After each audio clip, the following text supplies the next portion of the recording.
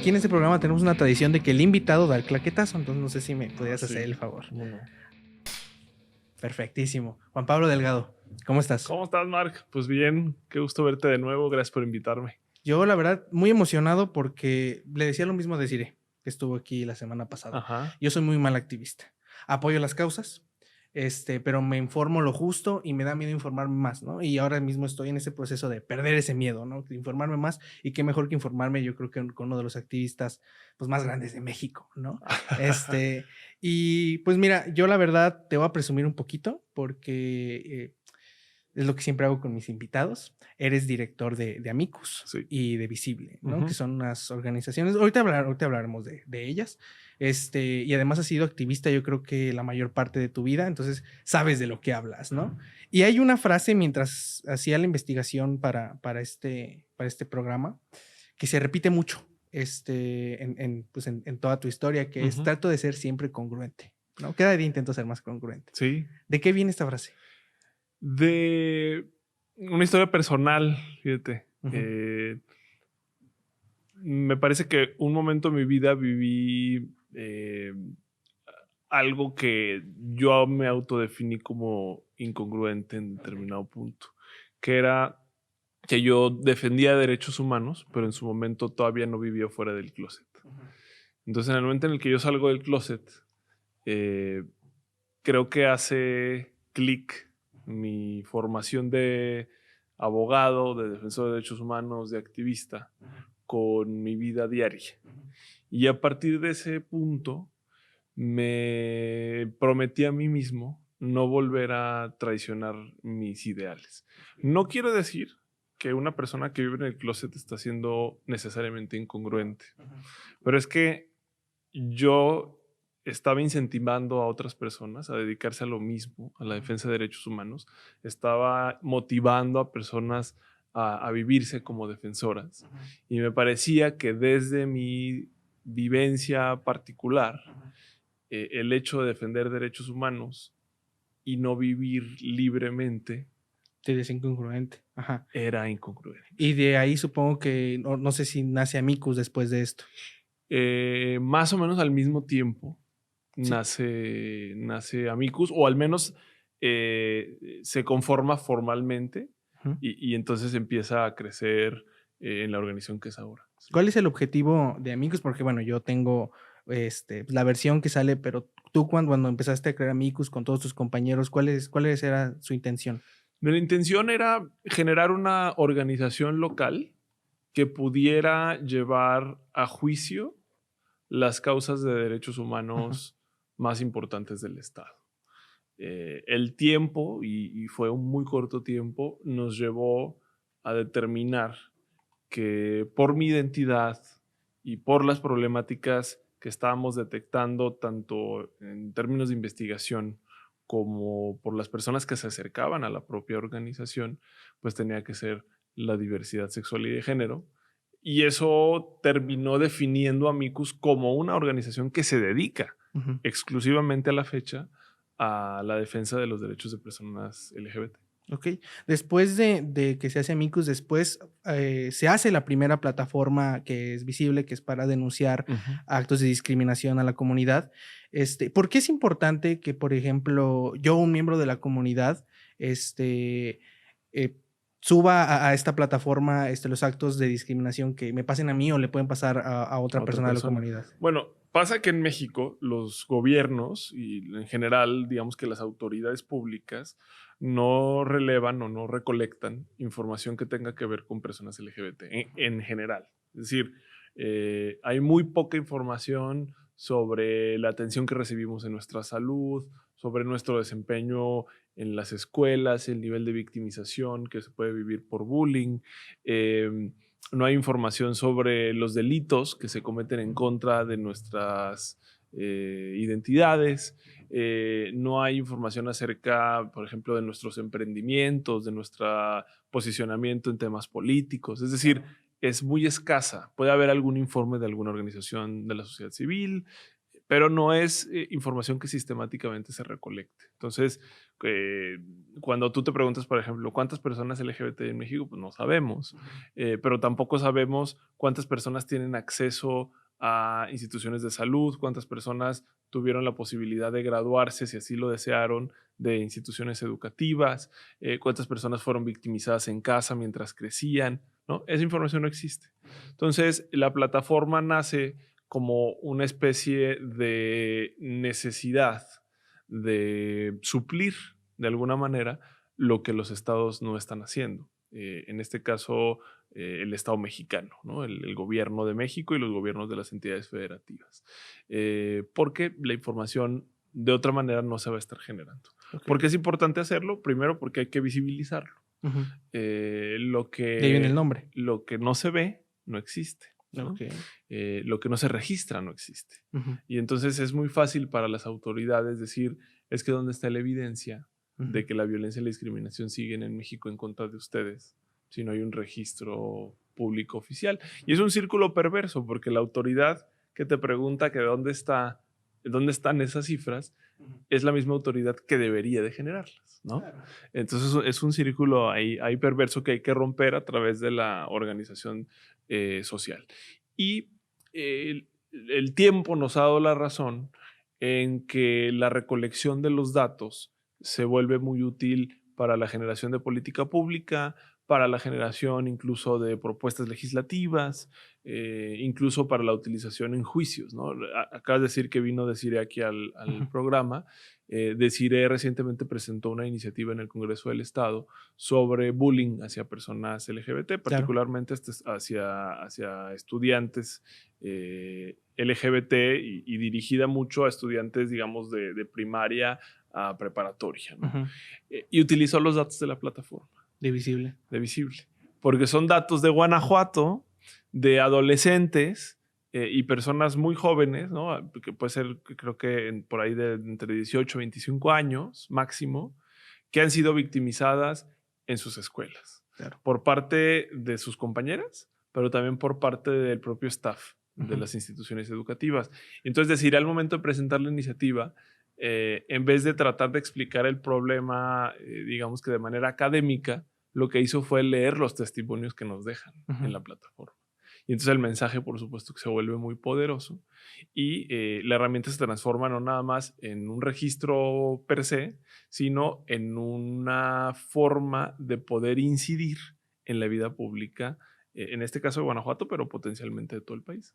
Es lo que dices, se decía mucho en el gobierno de Guanajuato, justo cuando, eran tiempos electorales, cuando se empezaba a abogar a favor de, pues, de estas personas en contra del bullying, siempre era como: "Nosotros no podemos actuar, en contra del bullying hacia las personas de la comunidad LGBT", porque es lo que tú dices, porque no tenemos datos de que eso suceda, ¿no? Exacto. Y precisamente es lo que se está intentando hacer con Visible, y se me hace muy padre que tú como activista, que tú desde tu trinchera lo estuvieras haciendo, pero hay otra cosa y es que tú también tienes un lado político.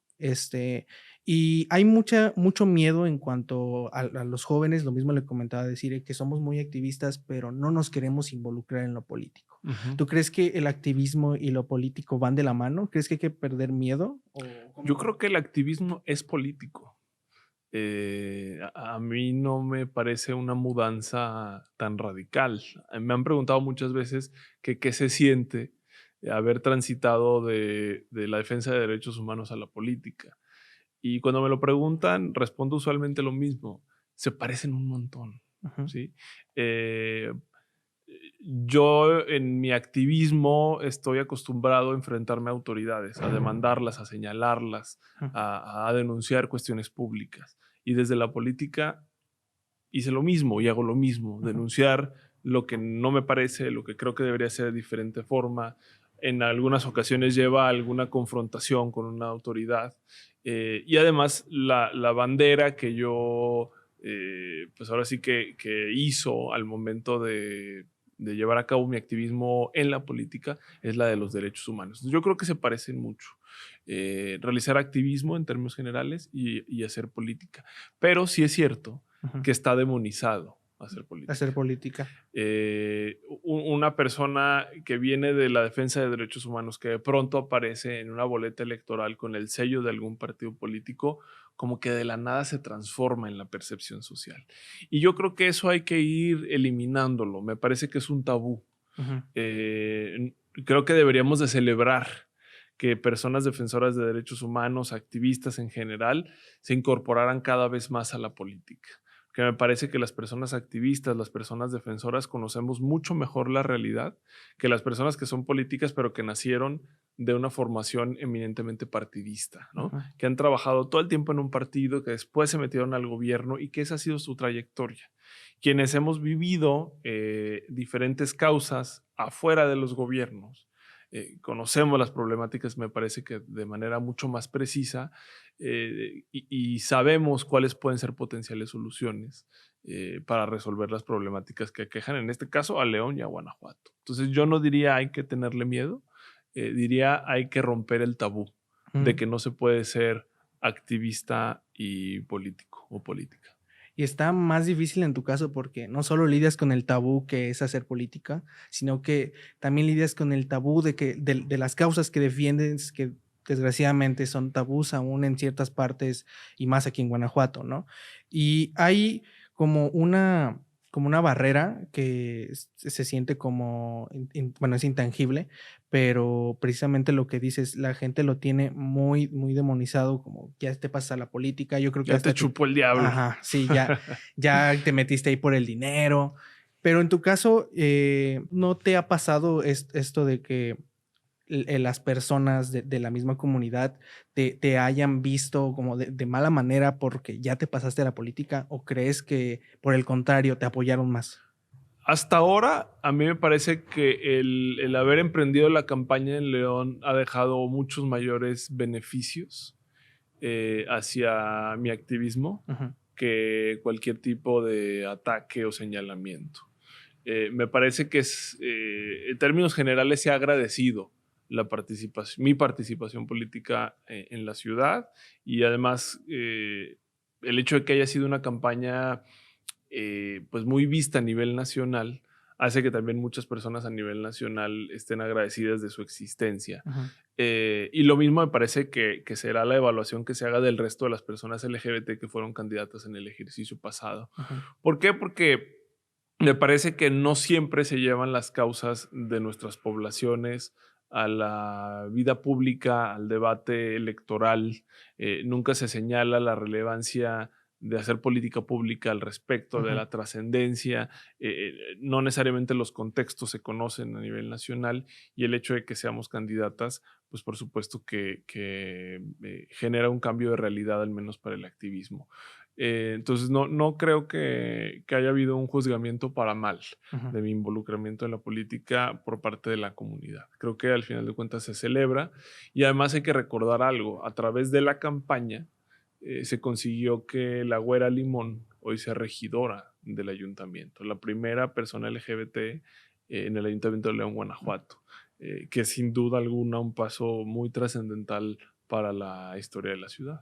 Y ese es el lado bueno, esa es la cara buena de la moneda, pero como siempre hay algo malo, ¿no? Y es que a mí me tocó ver muchos comentarios, lo sigue habiendo de por qué es necesario o por qué es de a huevo que tengan que decir su orientación o su género para entrar a un cargo político. O sea, hay gente que piensa que ya por ser parte de la comunidad o por defender cierta causa, ya debemos tener un puesto político. ¿Tú por qué crees que es importante que una persona LGBT tenga un puesto político como la güera? Porque es un ejercicio de justicia histórica. Las voces de las personas de la diversidad no se han escuchado tradicionalmente en los espacios de toma de decisiones. Es muy reciente, de hecho, que seamos candidatas. Ujú. Mucho más reciente va a ser que vayamos ocupando posiciones públicas, ¿no? Ujú. No hace mucho tiempo Rubí fue la primera regidora trans de todo el país. y en la capital de nuestro estado.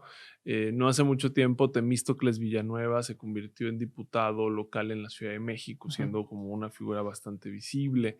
Eh, Ahora está Salma Luébano y María Clemente García como diputadas trans en el Congreso Federal, pero empiezan a ser los primeros pasos o las primeras presencias de personas de la diversidad en esos espacios de toma de decisiones, de tal manera que se convierte en un ejercicio de justicia de reparación histórica, ¿no? El hecho de que podamos presentar nuestras causas adentro de los espacios de toma de decisión y también el decir que, o es importante subrayar, que no porque nos identifiquemos como personas LGBT, hablar sobre nuestros derechos es lo único que tenemos por aportar, Ujú. ¿no? Somos personas en toda la justa dimensión como cualquier otra persona, tenemos intereses, formaciones, capacidades, aptitudes muy diversas entre todas las personas de la diversidad sexual y de género, pero claro que nuestra vivencia aporta un ingrediente extra a cualquier mesa de conversación, ¿no? Yo en la campaña reiteraba de manera muy incisiva que tengo la firme certeza que entre más diversa sea una mesa, mucho más rica van a ser las opiniones y los productos o los consensos.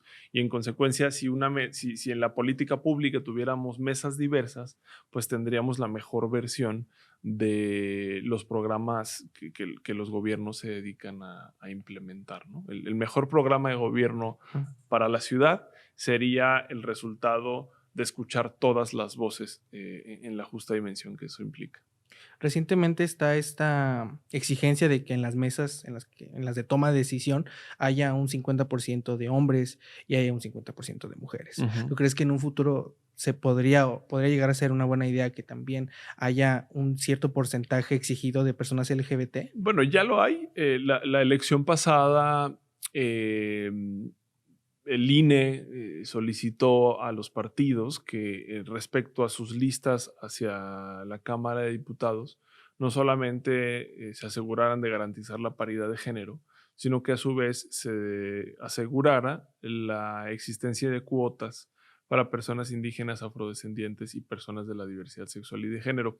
Eso se mudó a algunos estados, no sucedió en todos, en Guanajuato no sucedió así, es decir, mi candidatura no fue una cuota, Ujú. mi candidatura tuvo una historia o un origen distinto, pero sí creo que debemos de mantener estos espacios de cuota, justo por lo que te decía, ¿no? Se trata de darle lugar a quienes nunca tuvieron lugar antes, ¿no? Entonces se convierte en un ejercicio de reparación, se convierte en un ejercicio de justicia, se convierte además en una posibilidad de generar propuestas en conjunto que sean mucho más ricas por la diversidad de opiniones.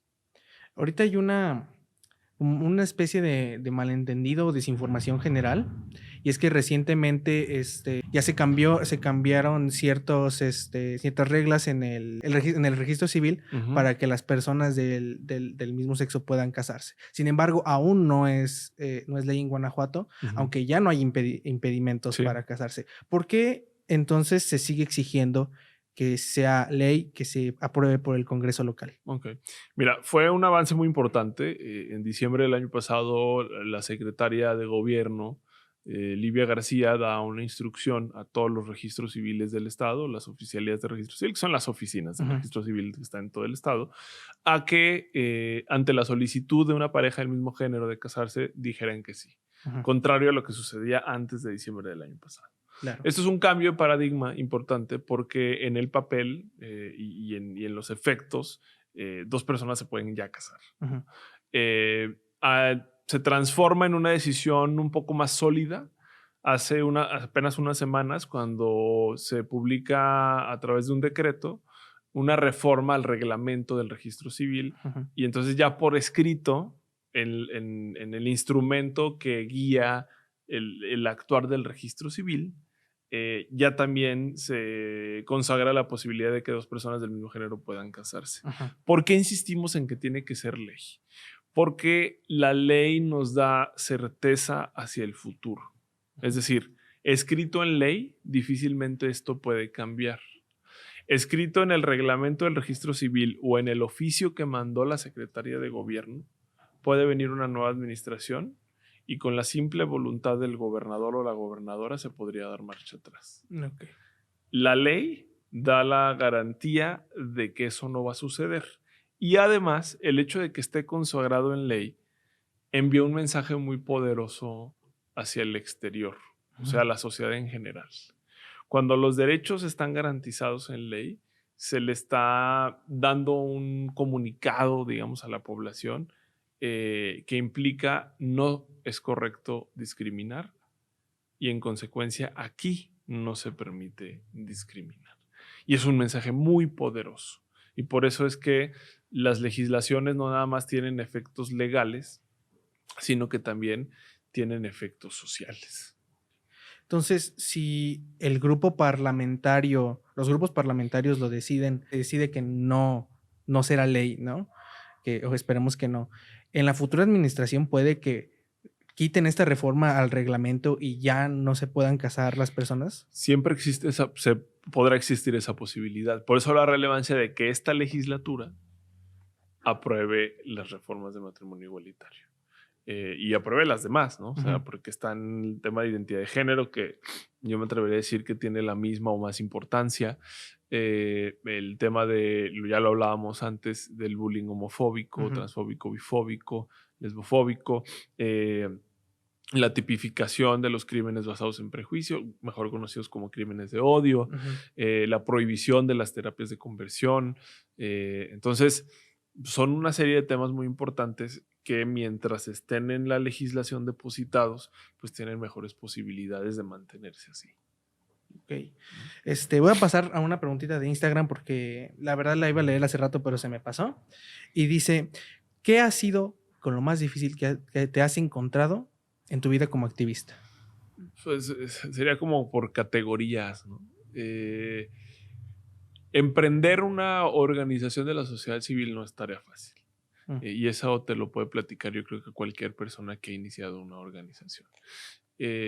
Casi siempre, o yo pensaría que la mayor parte de los casos, salvo tal vez contadas excepciones, nace siempre de un ideal, pero este ideal se transforma en realidad después de mucho esfuerzo, ¿no? Y casi nunca hay financiamiento para poderlo hacer. Se cuenta con un grupo muy pequeño de personas que tienen el mismo objetivo.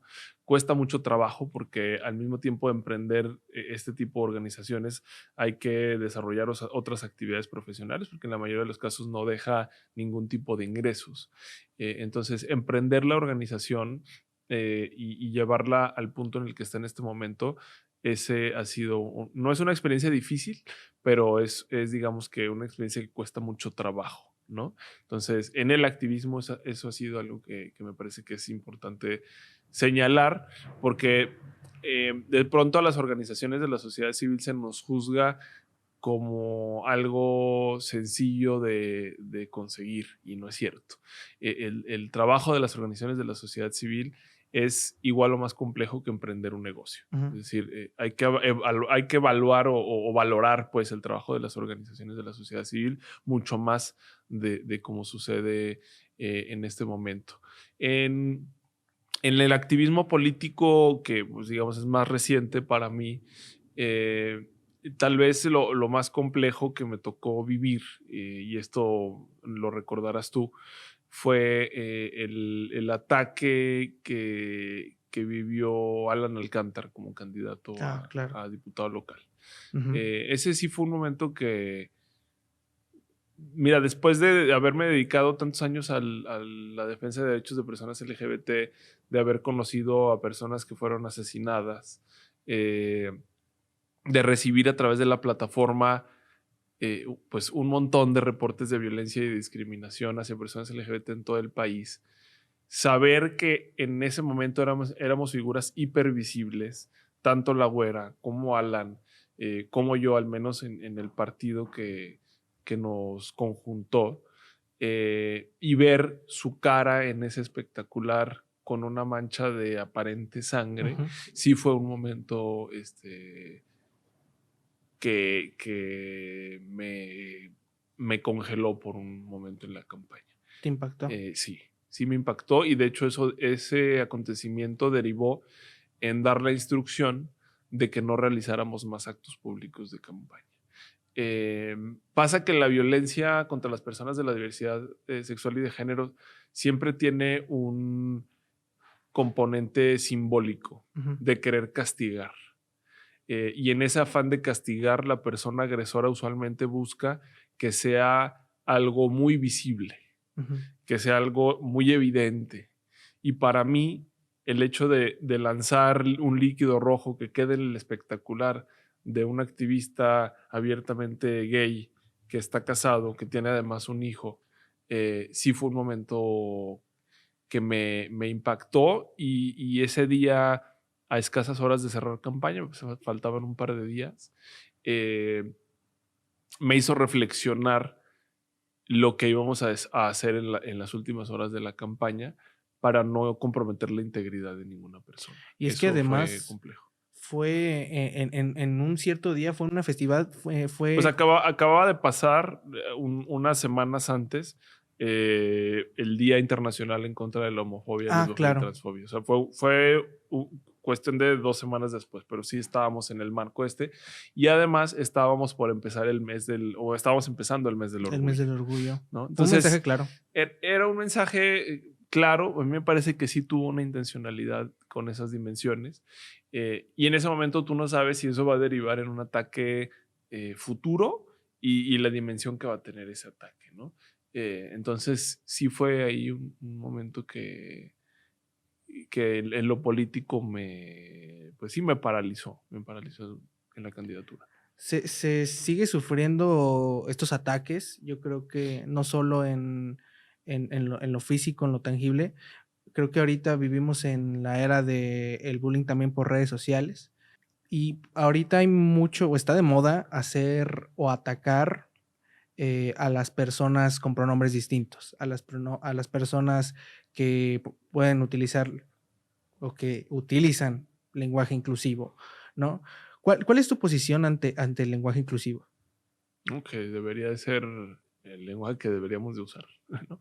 En la campaña lo promovimos mucho, lo sigo promoviendo mucho, y más allá de la adopción de la E como forma de referirnos en plural a todas las personas, que pueda haber alternativas para la persona que por alguna razón se siente incómoda, ¿no? Usando la E. Siempre está la posibilidad de utilizar todo en femenino, utilizar la palabra persona antecedida a cualquier adjetivo. Bueno, sí, o después o sea, en la conjunción pues de las expresiones. Eh, pero cuando se trata de los pronombres con los que se autoidentifica una persona, pues ahí no queda a la elección de la otra, Ujú. ¿no? Me parece que en ese sentido sí no podríamos decir es que no me gusta utilizar el lenguaje de la E. Bueno, en este caso es el pronombre de una persona, es la manera en la que se autoidentifica y es una decisión que hay que respetar y es una decisión que hay que abrazar Ujú. y es una decisión que genera la consecuencia de que en muchas ocasiones estas personas sean estigmatizadas, sean discriminadas, sean violentadas, y al darnos cuenta de eso, lo que deberíamos de hacer es protegerles. Y la forma más sencilla de hacerlo, pues es utilizando el pronombre con el que se autoidentifican. Que sentó un precedente muy feo el caso que todos vimos en redes sociales, que fue el caso de la compañera, Sí, porque después de eso recibió ataques solo por exigir que se le identificara con el pronombre que ella quería, sí. que ella quería con que se identificara, ¿no? Entonces, sentó un precedente muy feo. Pero, ¿tú cuál crees que serían entonces las acciones, que se deberían, tomar tanto en política pública como nosotros que estamos en nuestras casas para que esto no siga sucediendo a futuro? Que las personas vayan aceptando cada vez más a estas personas y sus pronombres y el lenguaje inclusivo. Pasa por un tema educacional mucho. A mí me parece que las escuelas son ese punto en el que la promoción de la inclusión debiese de trabajarse con más rigurosidad. En la campaña proponíamos que la educación integral en sexualidad fuese obligatoria desde los 5 años.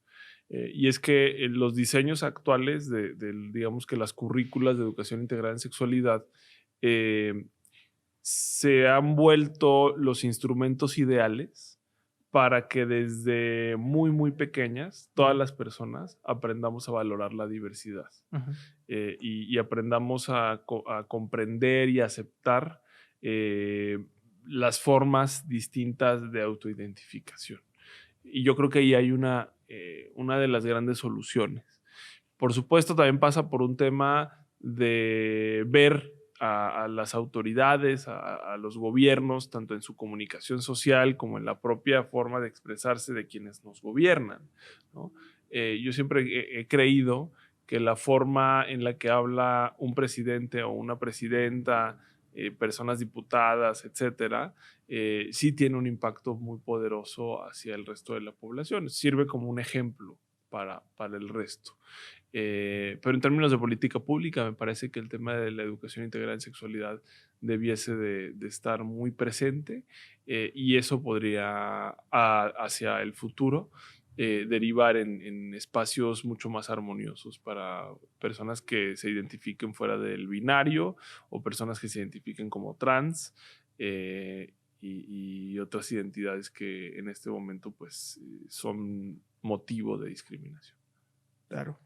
Pues ya vamos cerrando porque se nos está acabando el tiempo, pero esta pregunta se las hago siempre a todos mis invitados. Hacemos una pregunta muy bonita, porque yo creo que no puedes obtener una respuesta que no sea sincera. Para ti, ¿quién es Juan Pablo Delgado? Soy un defensor de derechos humanos. Esa es mi esencia, esa seguirá siendo mi esencia, sin importar el espacio en el que me toque colaborar. Hoy lo hago desde la sociedad civil, continúo haciendo activismo político, eventualmente tengo la certeza de que participaré en los espacios de toma de decisiones públicos, pero mi esencia no cambiará. Para mí, garantizar los derechos humanos de todas las personas es la respuesta a muchas de las problemáticas que vivimos hoy día. Y no debemos de confundir cuando yo digo la defensa de derechos humanos con la defensa solo de la diversidad sexual y de género, porque creo que en muchas ocasiones digamos que se altera este mensaje o se entiende que porque yo me identifico como gay, entonces solamente estoy hablando de los derechos de las personas que son como yo. No. Hablar de garantizar derechos humanos se trata de, en el caso de León, por ejemplo, garantizar que seamos una sociedad sustentable, que seamos una sociedad que permita la accesibilidad en el tránsito a todas las personas, que garantice el acceso a servicios públicos a todas las personas sin importar en dónde vivan. Que exista la paridad de género, que se incluya a las personas indígenas, que se tome en cuenta las voces de las personas afrodescendientes y LGBT. Es decir, el lenguaje de los derechos humanos lo que busca en términos concretos es una sociedad más justa. Es una sociedad en donde todas las personas puedan pues presumir cierto grado de igualdad respecto a la posición en las que se encuentran el resto de las personas. Entonces, esa esencia es la que a mí me gustaría eventualmente trasladar de lo que hoy hago en la sociedad civil a los espacios de toma de decisiones. Pues qué padre, Juan Pablo, de verdad, siempre te me has hecho un chavo muy, muy íntegro y eso siempre se me ha hecho digno de admirar. Y pues la verdad me voy de esta conversación, pues, la verdad, sabiendo muchísimo más y pues hasta motivado, ¿no? De seguir adelante. Te agradezco mucho eso. Gracias, Marc, por la invitación. No, muchísimas gracias por y estar el aquí. día que quieras acá regresamos.